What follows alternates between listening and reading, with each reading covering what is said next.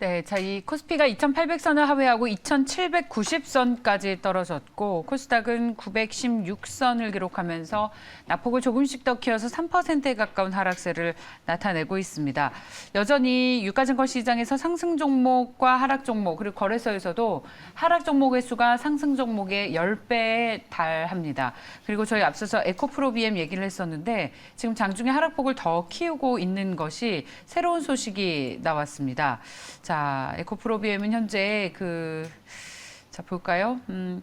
생산을 중단한다. 오창 공장의 생산을 중단한다는 소식이 나오면서 아예 생산 중단을 결정했다는 소식이 나오면서 오늘 주가가 조금 더 하락폭을 키우고 있다는 것 참고하시기 바랍니다.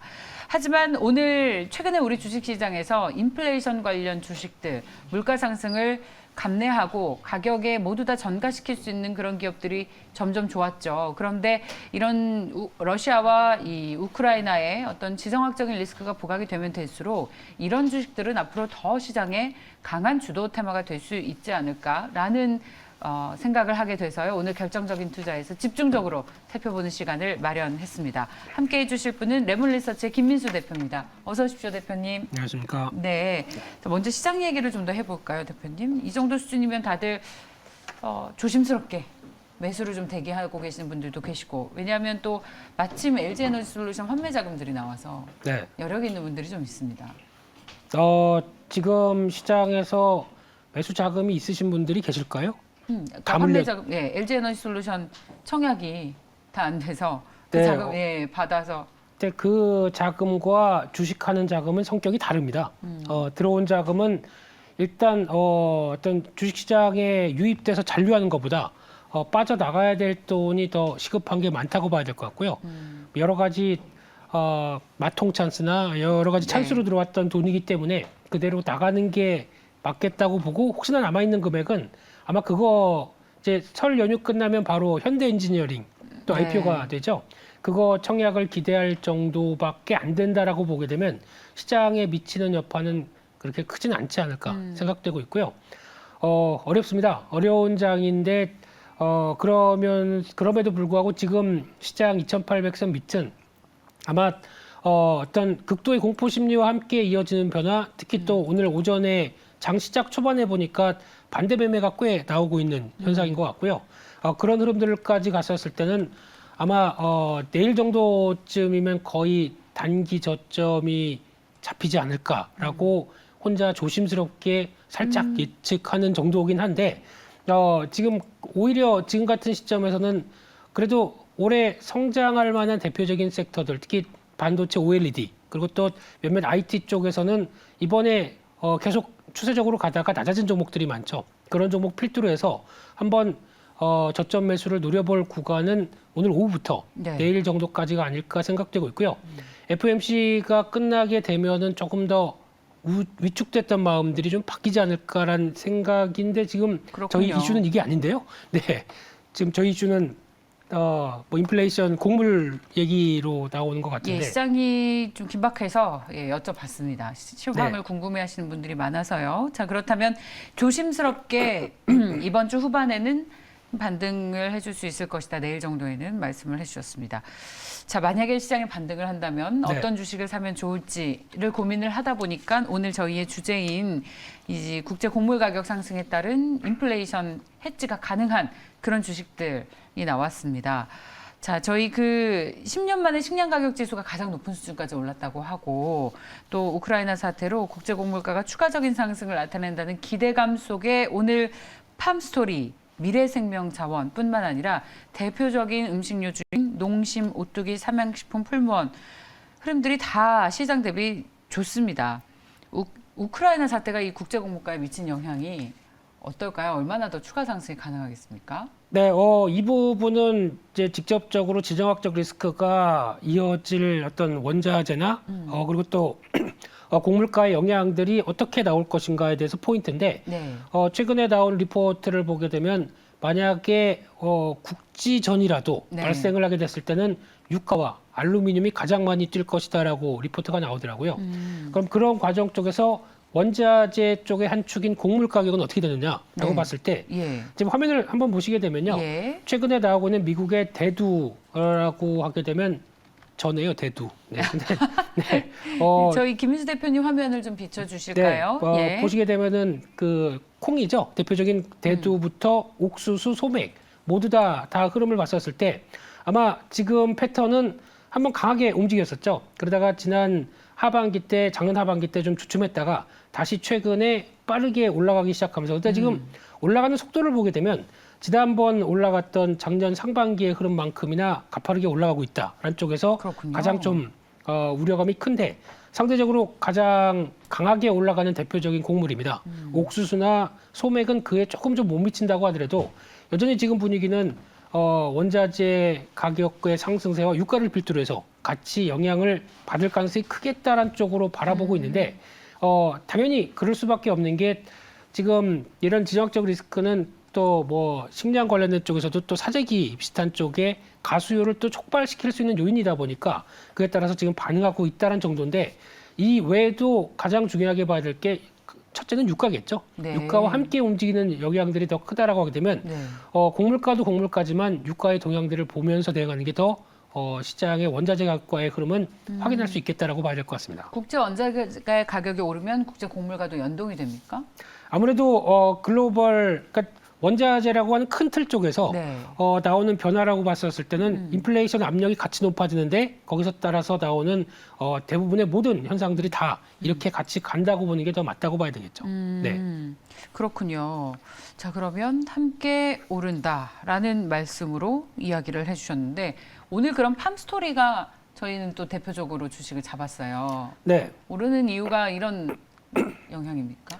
일단은 시장이 약한데 뭔가 좀 지정학적 리스크나 이런 여러 가지 현상이 나오다 보니까 개연성 있는 쪽이 어딜까라고 해서 움직이는 게 이제 첫 번째 같고요. 두 번째 직접적인 이유를 보니까 또 AI 같습니다. 지금 조리독감 관련된 쪽에서 고병원성이 경기도 화성 쪽에서 발생을 하다 보니까 24시간 동안 이동 제한 명령이 또 내려지고 네. 그런 쪽에서 수혜를 볼 만한 쪽 특히 조리독감이면은 상대적으로 약간 육류 쪽으로 수요가 이동하는 경향들이 좀 있죠. 예. 그러다 보니까 거기서 나오는 사료업체들 또 이런 관련주들 쪽에서 오늘 보니까 뭐 고려산업, 한일사료, 미래생명자원, 사조동화원 다 이제 네. 사료업체들도 같이 움직이는 현상들인데 근데 사료업체들 같은 경우는 일반적으로 일단 곡물가가 올라갔을 때 예. 가장 가격을 먼저 전이시킬 수 있는 대표적인 수혜 섹터로 알려져 있습니다. 그런 측면들도 같이 지금 부각을 받다 보니까 인플레이션에 가장 또 해지를 할 수 있는 좋은 섹터 이런 쪽으로 영향을 끼치고 있는데 게다가 팜스토리 같은 경우는 주가가 완전히 비싸지 않죠. 한 PER 7배 정도, 7배, 8배 정도 쪽으로 낮다란 관점들이 또 주가를 끌어올리는 경향들인데 하지만 이 부분은 반대로 또 우크라이나와 러시아의 관계가 생각보다 그렇게 또 전쟁과 관련된 이런 지정학적 리스크가 확 불거지기는 또 역학관계가 상당히 또 복잡해지죠. 그랬었을 때 러시아가 얻을 수 있는 것과 잃을 수 있는 것. 또 지금 쉽게 보면은 올해부터도 계속 얘기가 나올 수밖에 없는 게 러시아와 우크라이나, 또 중국은 대만 이런 식으로 계속 갈등의 골은 남아있는 상황이다 보니까 시장에서 가뜩이나 인플레이션 압력들이 커지는 상황 쪽에서 이런 약간 오버슈팅이 나올 수는 있다고 생각드는데 오버슈팅이 나올 수 있다. 그게 상대적으로 좀 안정되고 큰 얘기가 없다라고 하게 되면 바로 또 사그라들 수도 있겠죠. 예. 그렇기 때문에 너무 그쪽만 보면서 또 대응하기에는 지금 일단은 맞아요. FOMC의 보고 그 다음에 결정하는 게 더 낫지 않나 생각됩니다. 그런데 지금 워낙에 저희 지금 굉장히 엄중하게 얘기하고 있는데 우리 시청자분들께서 민수 대표님의 대두 발언에 지금 빠져 계셔서 너무 좋으시다고 주식계의 원빈이시라는데요? 원반이겠죠. 네, 원반. 죄송합니다. 네, 김원반 선생님. 네. 네, 좋습니다. 근데 저희가 그래서 저희 결론이 좀 나고 있는 것 같은데 이런 지정학적인 리스크로 국제 물가가 오르는 것은 어디로 불똥이 튈지 모르고 네. 결론이 어떻게 날지 모르기 때문에 여기에 대한 상승 탄력은 제한적이어서 다시 그 펀더멘탈로 들어가게 되면 지금 인플레이션은 불보듯이 뻔하고 네. 그렇게 되면 물가 상승을 가격에 그대로 전가할 수 있는 이런 대표 주식들이 음식료주들인데 네. 음식료주들이 시장의 주도주가 되는 경우는 거의 없잖아요. 그렇죠. 약간 바로 시장을 지금 그 시점이 된 것 같다는. 그렇죠. 회피하는 정도겠죠. 예. 특히 대부분 종목들 보게 되면 밸류가 그렇게 많이 비싸지 않고 그러다 보니까 올해 소외받았고 시장에서 약간 한쪽으로 매수세가 쏠리기 좋은 섹터죠. 그러다 보니까 움직일 수는 있는데 이런 쪽에서 반대로 그럼 시장이 안정받았을 때 이쪽이 계속 또 주도적으로 가겠느냐라고 하게 되면 지난 경험을 봤을 때 그렇게 답을 못 내렸다라고 하게 되면 시장을 회피하는 섹터 정도로 네. 이용을 하는 게 가장 좋겠죠. 아, 주도주로 자리매김할 수 있다 이렇게 보는 건 좀 무리가 있겠군요. 그렇다면. 네, 아무래도 지금 시점 쪽에서 항상 시장이 그런 것 같습니다. 시장이 위축됐을 때 한쪽으로 이제 여러 가지 투자 아이들이 몰리다 보니까 또 섹터별로 움직임이 막 강하게 나오죠. 네. 근데 그런 종목들이 오히려 시장의 안정권이 나와서 뭐 많이 위축됐던 게 반등이 나온다. 그러면은 네. 지금 같은 쪽에서 만약에 베팅을 하라라고 하게 되면 낙폭 과대주가 가장 그래요? 안전하겠죠, 오히려. 근데 언제 낙폭이 멈출지 모르다 보니까 그러니까요. 그게 답이긴 그게 좀 어렵긴 하지만 그래도 가장 먼저는 낙폭 과대주 그동안 최근 들어서 하락폭이 좀 심했던 섹터들이 먼저 움직인다는 반응을 봤었을 때 그런 개념을 보게 되면 이런 종목들은 그러면 그때 또 약간 빛을 잃게 되겠죠.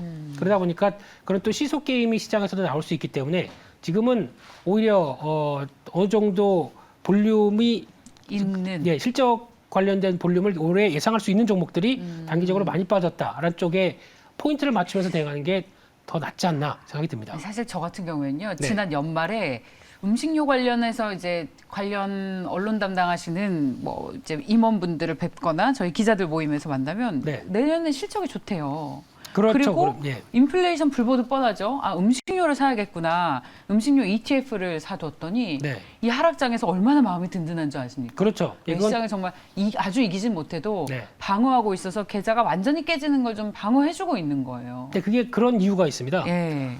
실적이 올해 좋댔는데 올해 좋다는 건 작년보다 좋다는 얘기거든요. 예, 예, 근데 작년이 예. 왜 안 좋았느냐라고 그렇죠. 하게 되면 코로나19 때 나와서 상대적으로 선방했던 게 2020년도라고 하게 되면 2021년도는 그거보단 또 위축됐겠죠. 근데 그거보다는 또 올해는 한 코로나19 전 정도까지 돌아갈 수 있겠다라고 바라보는 게 가격 인상을 했죠. 그렇죠. 네, 그 고물가가 그렇죠. 올라오다 보니까 가격 인상을 해서 나오는 변화가 예. 그대로 영향을 끼치다 보니까 올해 실적 괜찮다. 예. 라는 쪽으로 나오는데 여기서 이제 중요한 맹점이 지금 같은 경우 만약에 고물가가 더 강하게 올라간다라고 하게 되면 가격을 더 올려야 되겠죠.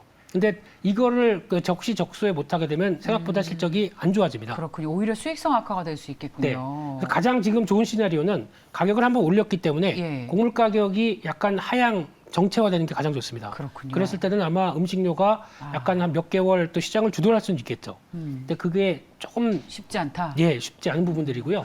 그리고 또 하나 환율이죠. 예. 네, 환율 같은 경우도 지금 기점으로 보게 되면 예. 아마 농심이나 대부분의 업체들이 농심 같은 경우도 보게 되면 이번에 20일까지 수출 데이터를 보다 보니까 깜짝 놀랐습니다. 네. 중국은 좀 정체, 중국, 일본은 좀 정체인데 가장 많이 수출 증가율이 높은 나라가 어딘지 아십니까? 중동. 중동이요. 예, 중동의 400 몇십 %가 늘었더라고요. 그러다 보면은 중동에서 한국에 대한 이미지가 상당히 좋아지면서 이번에 무기 수출도부터 이 여러 가지가 나오는 변화가 아무래도 컨텐츠의 힘을 무시할 수는 없겠구나라는 생각이 들다 보니까 이런 변화가 나오게 되면 요즘에 미국에서도 슈퍼마켓에 흔하게 라면이 한국 라면들이 깔려 있다. 그렇죠. 라는 부분들이 또 여기서 반증되는 데이터도 나오기 시작하다 그렇습니다. 보니까 이런 쪽도 눈여겨보셔야 될 것 같습니다. 거기에서 저희가 아이디어를 찾아보면 한국 라면 뭐가 있겠습니까? 농심 신라면 아니겠습니까? 네. 오늘 하락장에서 농심이 5%가량 오르는 게 상승 탄력이 굉장히 돋보이고 있어요. 자, 그렇다면 이제 오늘 많이 올랐으니까 그래서 후행하는 전략 말고 자, 그렇다면 앞으로 만약에 이 인플레이션 시대에 해치할 수 있는 음식료주를 산다면 뭘 살지 이 음식료주뿐만 아니라 비료주들 뭐 오늘 오르는 종목들을 또 세분화해 보면 많잖아요. 네.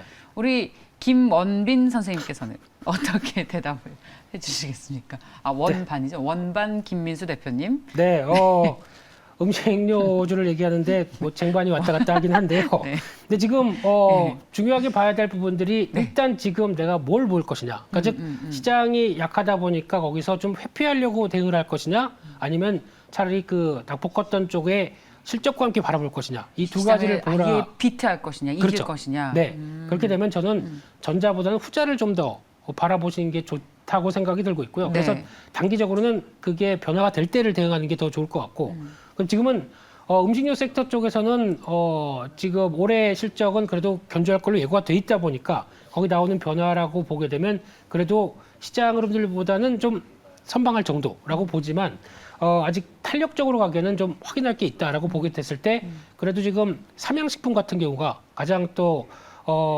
최근에 나오고 있는 중국 법인, 해외 법인을 다 만든 다음에 네. 거기서 이제 스마트 공장을 통해서 그동안에는 기존 노후된 공장으로 하다 보니까 그러니까 가동률이 상당히 많이 올라왔고요. 90%대 이상 올라와 있는데 뭐 인건비나 특히 철야로 어떤 작업을 하다 보니까 인건비가 더 많이 들었죠. 근데 지금은 초기에 들어가는 비용들 빼고 앞으로 장사가 잘 되게 되면 오히려 감가상각비와 함께 나올 수 있는 변화를 생각하게 되면 투자 잘했고 거기서 나올 수 있는 기대감 생각하게 되면 삼양식품도 괜찮다라고 보여지고 있습니다. 네, 좋습니다. 아주 최선호하는 주식은 아니지만 네. 네, 시장을 방어한다면 삼양식품 그리고 낙폭과대한 주식을 사서 시장을 이기는 종목은 저희 다음 나오는 시간에 듣도록 하겠습니다, 대표님. 네, 자 오늘 레몬리서치의 김민수 대표와 함께했습니다. 고맙습니다. 감사합니다.